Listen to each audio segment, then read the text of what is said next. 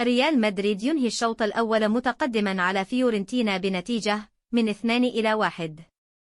أنهى نادي ريال مدريد الإسباني الشوط الأول من مواجهته الودية أمام فيورنتينا الإيطالي متقدما بنتيجة من 2-1 في اللقاء الذي يجمع الفريقين مساء اليوم السبت 1 أغسطس آب 2026 على ملعب فورترسي بمدينة كلاغنفورت النمساوية ضمن تحضيرات الفريقين للموسم الكروي الجديد.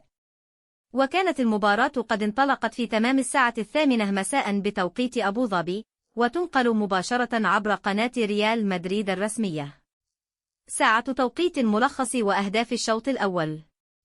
كرة قدم من الدقيقة 12 فرض النادي الملكي أفضليته مبكرا، حيث افتتح المهاجم البرازيلي الشاب إندريك شريط الأهداف محرزا الهدف الأول للريال. كرة قدم من الدقيقة 24 عزز ريال مدريد تقدمه بإحراز الهدف الثاني بتوقيع اللاعب أليكسيس سيريا، ليمنح الميريندي أسبقية مريحة خلال مجريات الشوط.